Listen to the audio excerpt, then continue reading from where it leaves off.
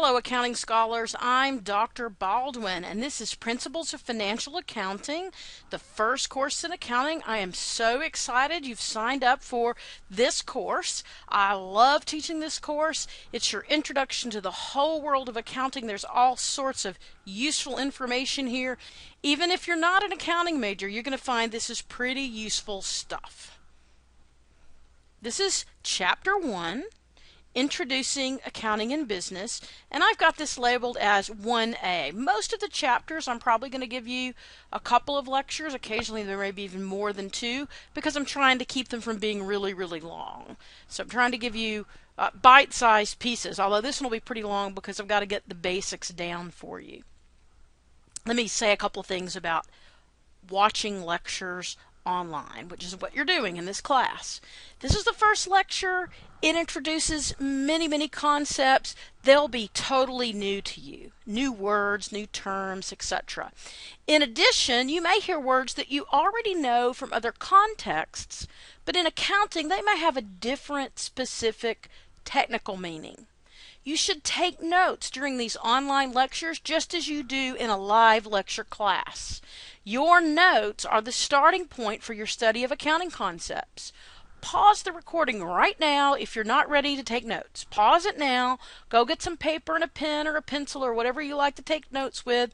Perhaps maybe you have an iPad with a cheap writing app like Notability or something like that. That's fine as well. Take notes however you want to take notes, but by all means, take notes. If you come to see me with questions, my first question is going to be, show me your notes. Show me what you've been doing to study. Hit pause if you need to, and then come back. And what I really want you to do is find out what works for you, but take notes on every lecture. This is essential for your success in this course.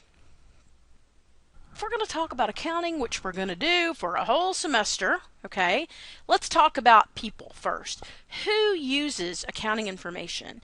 Accounting information is used by those who are internal to businesses or organizations, those who manage the business, and by those who are external, those with a direct financial interest, like the people who own the company, and those with an indirect financial interest. Let's go into a little more detail on these two categories of users. Internal users of accounting information are generally managers or other people inside the company, but managers, these are these internal users of accounting information. They make key decisions. They use accounting information to do that. And all of the basic management functions require accounting information for decision making. For example, financing the business. Who makes those kinds of decisions? The officers and the board of directors. They need accounting information to do that. How about how resources are going to be invested? That might be the kinds of decisions made by the COO, the Chief Operating Officer. Producing the goods and services that the company produces. Your operations manager needs accounting information to make decisions. What about marketing those goods and services? Your chief marketing officer, everybody on the sales and marketing team, they need accounting information. What about managing all of the employees in whatever parts of the organization? You need accounting information for that. And what about providing information to decision makers? Some people within the organization, their whole job is gathering information to give to specific decision makers. They use accounting to do that. Those internal decision makers, their focus comes from management accounting, which strangely enough is not what this course is about. But you need to know about those internal decision makers. You need to know a little bit about management accounting.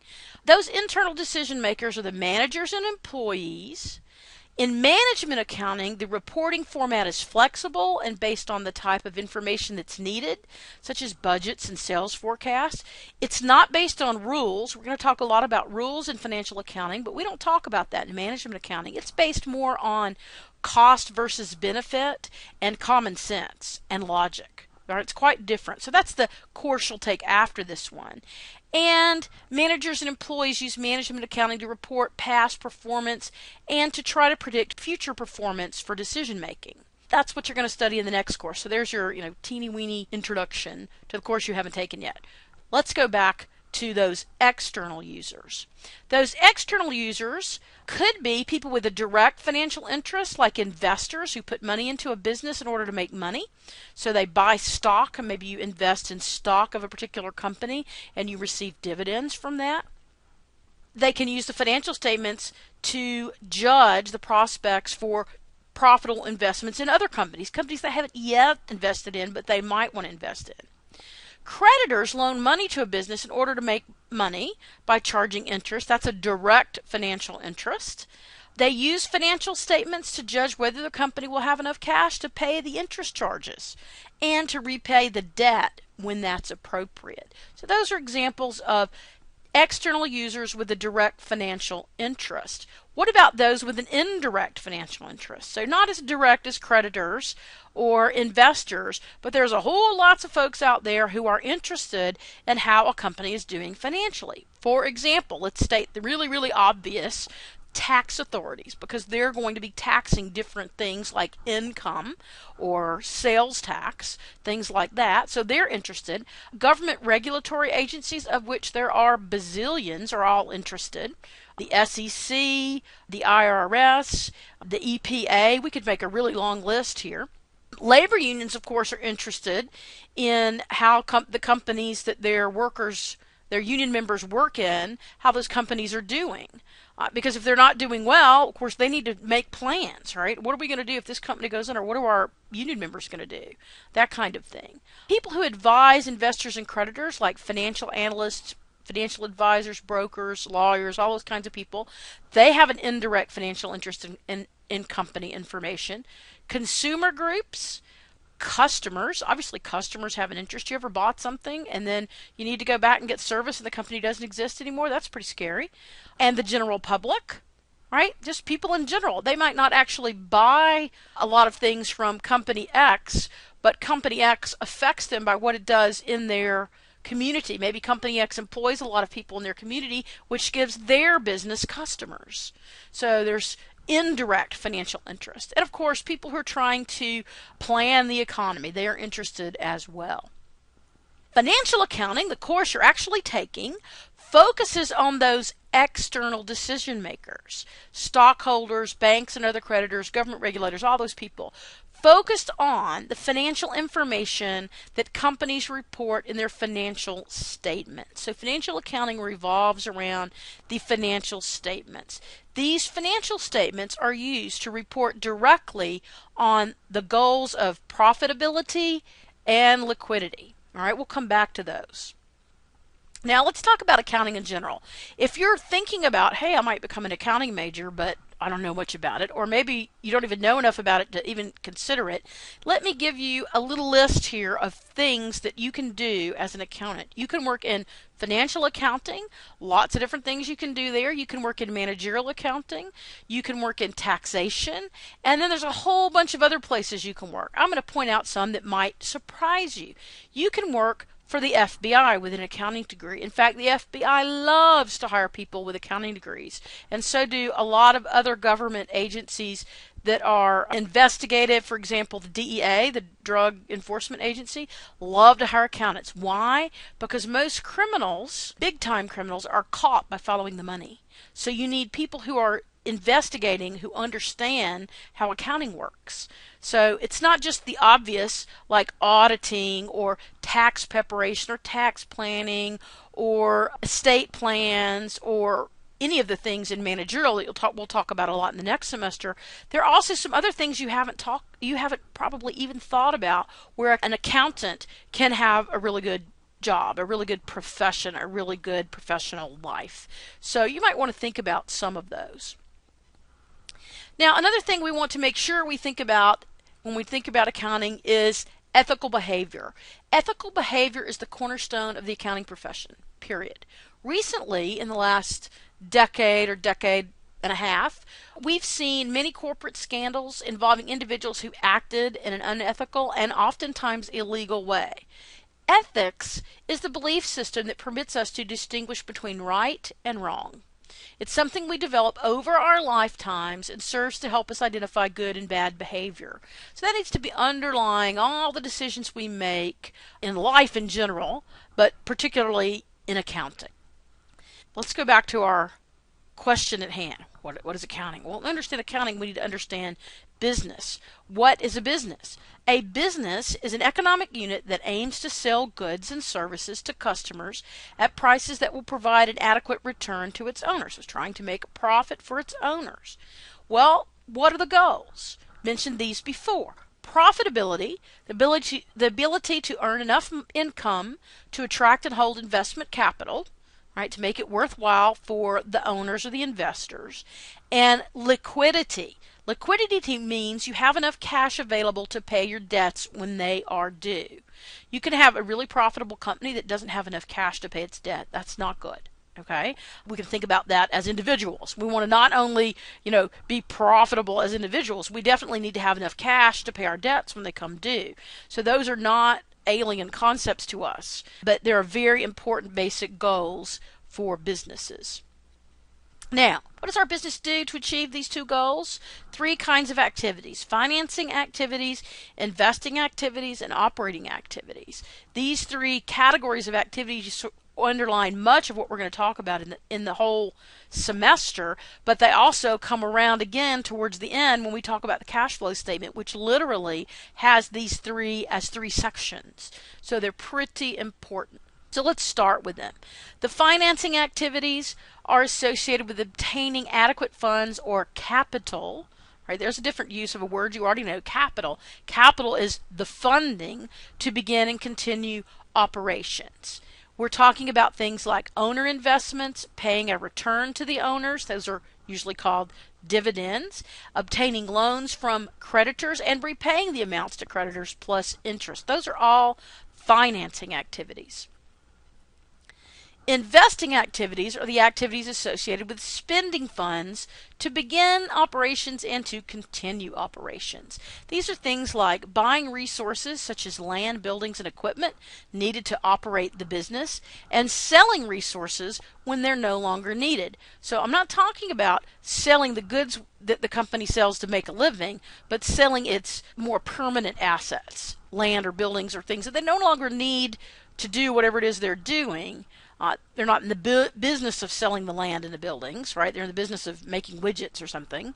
But these are assets, things, resources that they use in the operation of the business. So they buy and sell those over time. Think of large things usually. Operating activities are the activities associated with the course of running a business. So, selling goods and services, employing managers and workers, buying goods and services, and paying taxes. These are things that go on constantly, consistently, continuously in operating a business. Now, we had said we had 2 goals, profitability and liquidity. How do we know if we achieve our goals? In other words, so what is accounting? I still haven't said what accounting is. That's kind of scary 20 slides into the lecture, isn't it? Well, I'm trying to work you up to it. What is accounting? Accounting is the process of identifying, recording, and communicating information that is relevant, reliable, and comparable.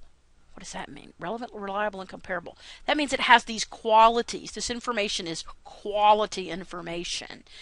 The goal of the accounting process is to provide that helpful information to users of financial information. Quality information may help users reach more informed decisions. Let's talk about accounting. Accounting supplies the information decision makers need to make informed choices among alternate uses of scarce resources in the conduct of economic activities. Now, in this day and time, the concept of scarce resources is something we all pretty much can get, right? We have only so much resources to do whatever it is we're doing. This is true of businesses. They have to make choices on how to use those resources to make a living for the business, right? And for the owners of the business.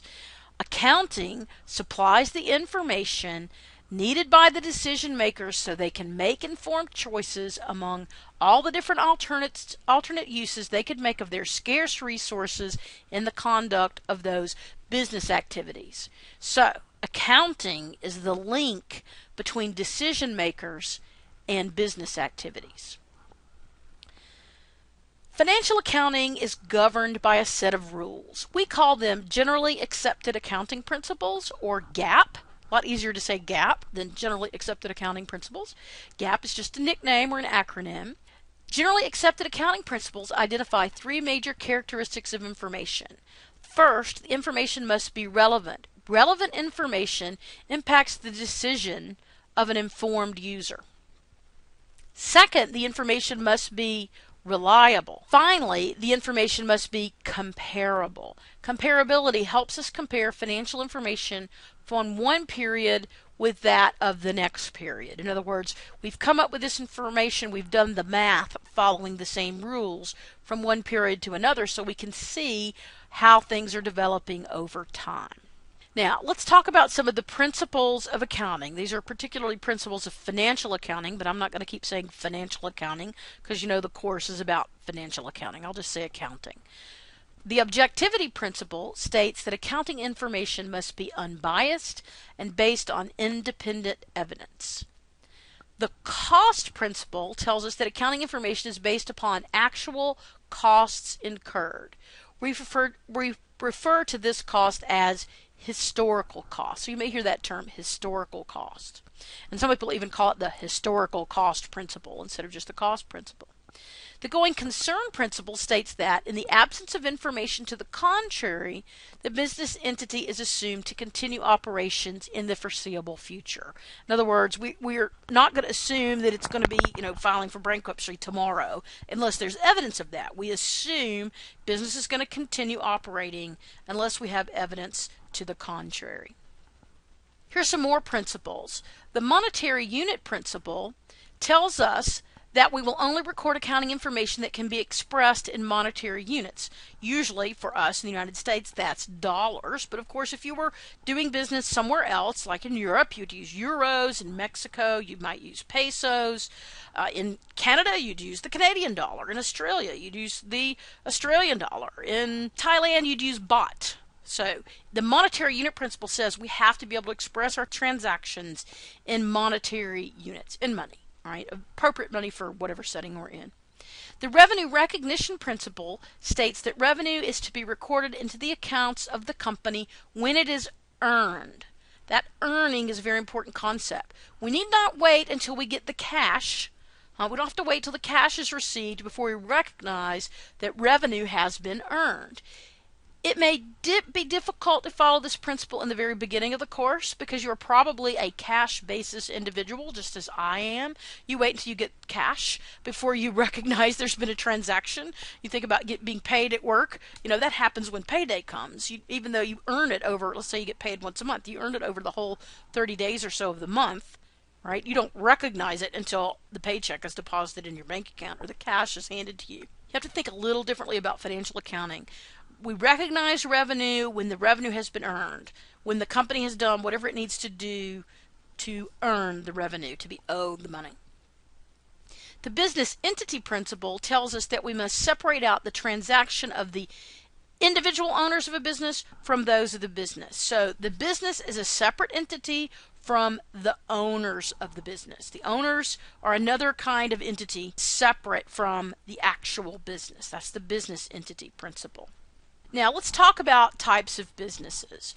We can divide them into multiple categories. Let's just talk about two major categories. The first one is sole proprietorships and partnerships. And the only difference between those two is sole proprietorship means there's only one owner, and partnership means there's more than one, right? Otherwise, they're pretty much the same. The other type of business are corporations. So let's compare how they are similar and how they are different. A sole proprietorship or partnership is a separate economic entity. It has unlimited liability. That means the owners are liable for the obligations of the business. If the business has debts it cannot pay, the folks to whom those debts are owed can go after the owner's personal assets. Okay? The owners directly control operations. They're probably owner managers, in fact. Owners are personally responsible for the business's income tax. If the business doesn't pay its income tax, IRS comes after the owner. Okay? I've actually seen this happen. All right? IRS comes after the owner. Ownership cannot be transferred. In other words, if you have a business and you're a sole proprietor, you can sell the assets of the business, you can sell the customer list, but that sole proprietorship ceases to exist and a new one begins for whoever bought the stuff and puts it to use. Ownership is not transferred. And the life of the business is limited. It's obviously limited to the life of the owner or some shorter period if they want to go out of business. Now let's compare that to corporations. Some things are the same. Corporations are separate economic entities. That's the same. Liability, very different. Corporations have limited liability. That means the owner's risk of loss or liability is limited to what they paid for their investment in the stock of the company. So they're not personally liable for the obligations or debts of the business. Similarly, the owners do not directly control the operations. The owners of a corporation are the stockholders. Now, they elect the board of directors, but the board of directors runs the company, not the stockholders. Corporations are responsible for the business income tax, not individual owners, okay? Just the corporation.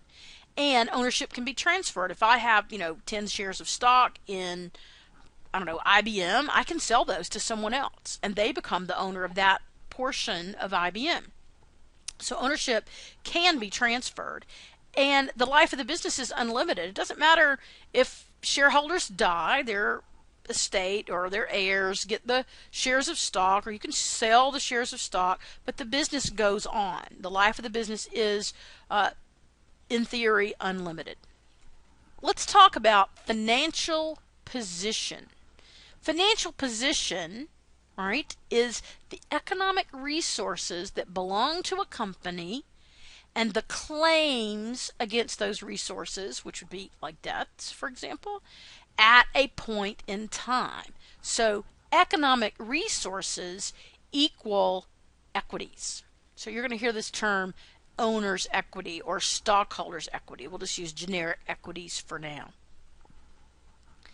Now, this brings us to the accounting equation. This is the first big thing you need to implant on your memory and your brain in this course. Remember, we said economic resources equal equities. There are two types of equities. Creditors' equities, that's entities, companies, individuals, whatever, to whom the company owes money, right? Those are debts. And owners' equities. Therefore, we have the accounting equation. Assets equal liabilities plus owners' equities. All right? Assets equal liabilities plus owners' equities. I'm assuming here there's multiple owners. You can tell by where I've put the apostrophe. But of course, if there was just one, you just move the apostrophe. So assets equal liabilities plus owners' equity. You should be writing that down like 10 times in your notes because you need to get it embedded in your brain. Assets equal liabilities plus owner's equity. In accounting terminology, economic resources are called assets and the creditor's equities are called liabilities. So the owner's equities are just called owner's equities, but the creditor's equities are called liabilities. This is a fancy word for debts. Now, busiest slide ever. I'm going to define all of this stuff in one slide. So here's our accounting equation. Assets equal liabilities plus owner's equity. The two sides of the equation are always in balance. And I mean always. Always, always, always. It cannot be out of balance. Impossible. Impossible. Okay? Now, let's define all the terms. Make sure we understand them. Assets, all right, you can just abbreviate it with an A. Economic resources owned by a company that are expected to benefit future operations. Can you think of some examples? Cash, that'd be an asset, wouldn't it? How about buildings? That'd be an asset. What if there are vehicles that belong to the company? Those would be assets, right? Land, that would be an asset. Lots of possibilities there. Liabilities are obligations of a business to pay cash, to transfer assets, or to provide services to other entities in the future. So they're obligations to do something with their resources to give to another entity in the future. They represent the claims of the creditors on the assets of the business. All right? Liabilities, fancy word for debts. Okay? Owner's equity represents the claims by the owners to the assets of the business, also called the net assets. A corporation's equity is usually called stockholders or shareholders' equity because stock is sold as shares. We sort of interchange those terms. So you would say stockholders' equity instead of owner's equity, owner's equity being a slightly more generic term, but it still comes down to the same thing.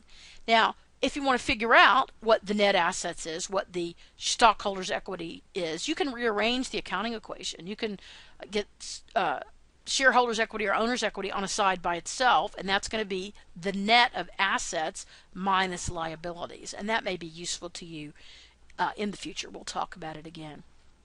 Let's talk a little more about stockholders' equity. It has two components. Contributed capital, that's the amount the stockholders invest in the business. That's what they give the business in order to get the stock when the stock is initially distributed. And then we have retained earnings. Retained earnings represent the equity of the stockholders. They're generated from income-producing activities of the business. The business keeps producing income. It will retain some of those earnings for use inside the business. So two components of stockholders' equity, I know you're writing this down, are number one, contributed capital. That's what the stockholders invest into the business. And number two, retained earnings. That's earnings generated from income producing activities that are kept for use inside the business. Now let's talk a little bit more about contributed capital. Contributed capital, one of those two kinds of stockholders' equity, has two components. One is par value. Sometimes it'll be called stated value, but par value is the amount per share that is entered in the corporation's capital stock account. It might even be set by law in the when the corporation incorporates in a state. It applies to the state to create a corporation, and in their papers they will say our par value is going to be X, right? And that will be the minimum amount that can be reported as contributed capital. Now there can be more than par value because maybe it's a startup company and people are really excited about what it's going to do and they're going to pay a lot more than what the par value was. So that is the second kind of contributed capital, the additional paid-in capital, which is the value received for capital stock over its par value. Now, wow, your head's probably reeling. If it is, pause, make a note of where you are in the recording and come back. You can obviously back up and fast forward, but we're going to get there. Lots of new terminology. So let's talk a little more here about what happens to the stockholders' equity. We talk about retained earnings being the earnings that are retained in the company for future use. Retained earnings are affected by three types of transactions, three things basically. Revenues, amounts customers agree to pay the company in return for a service or product. These increase retained earnings. Expenses, amounts the company pays out in the process of providing services or manufacturing products. Maybe they're paying rent or something, right? Those decrease retained earnings, and those two together will be income, which we'll talk about a little later. And the third one is dividends. These are distributions to the stockholders of some assets, it's usually cash, that have been generated by past earnings. When you distribute this cash to the shareholders, that decreases your retained earnings. So revenues increase retained earnings, expenses decrease retained earnings, and dividends decrease retained earnings. All right, make sure you're making some notes here. Big important concepts. It's important not to confuse expenses and dividends. They both decrease retained earnings, but that's just about all they have in common. Okay, they're very different concepts. Now, let's expand our accounting equation. This is the basic accounting equation up here in the orange. It will never change. All right, that's what it is. But just to help you understand what we're talking about here with the owner's equity or the shareholder's equity, remember we said there were two parts. There's the stock part, the contributed capital part, and there's the retained earnings part. So the retained earnings part here, I've expanded it for you. Increased by revenues, decreased by expenses, and those two together are income or loss, which we'll talk about later, and also decreased by dividends or distributions to shareholders. All right, that's just sort of a nice summary slide. If you printed out the slides to make notes, right, you've got that summary slide. Put a big star on it. You're going to come back and stare at that one some more. Here's what I've been mentioning. There's something called net income and net loss. The difference when revenues exceed expenses is net income. Income is good, right? Revenues are bigger than expenses. We've got more coming in than going out, so to speak.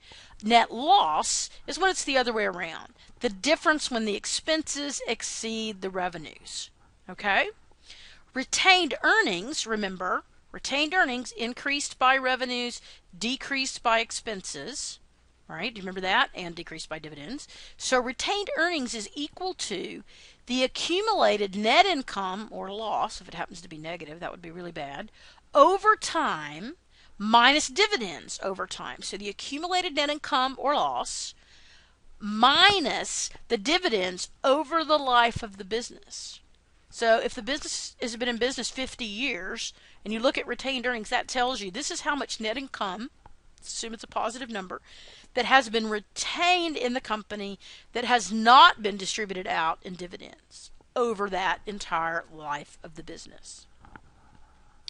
Generally, a company is successful if its revenues exceed its expenses. There are exceptions. If they get into a cash flow problem, a liquidity problem through poor planning, but generally a company is successful if its revenues exceed its expenses.